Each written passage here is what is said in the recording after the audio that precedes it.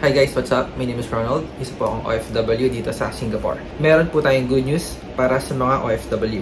Nagkaroon ng pilot testing sa NAIA Terminal 1 OFW Lounge para sa OWA eCard version 2. Kung narinig niyo yung updates before, pilot testing is sinubukan nilang kumuha ng mga participants na magre-register na OFW at gagawin yung actual proseso kung paano magkaroon ng card. Ito yung mga OFW na nakakuha ng e-card. Pwede ba tayong kumuha? Well, the answer is yes.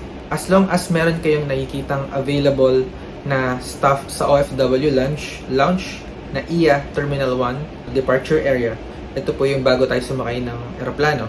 Pwede kayong dumaan as an OFW, magdala lang ng OEC, work visa, and valid work contract.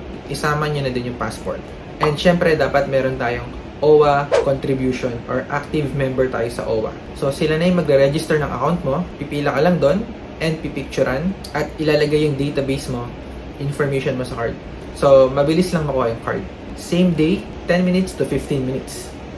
Ano ba yung benefits nito?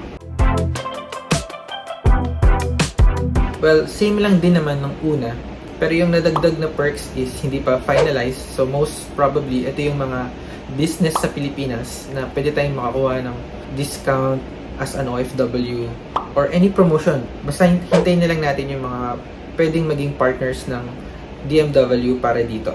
Para sa mga hindi pa nakakaalam, so yung existing na OWA benefits, financial assistance kapag nagkaroon ka ng sakit or na-injured ka, pwede kang tulungan ng OWA. Repatriation pag nawala ng trabaho, reintegration program, umuwi ka na ng Pilipinas for good at gusto mo mag-open ng business, matutulungan ka rin ng OWA, and education and training kung gusto mong mag-upgrade ng skills mo, dagdag kaalaman.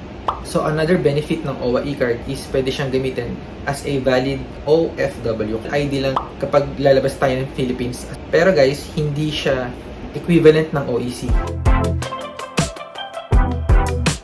Try nyong kumuha kung may time kayo at uwi kayo sa Pilipinas kasi nga hindi pa siya available sa Polo abroad or Philippine Embassy.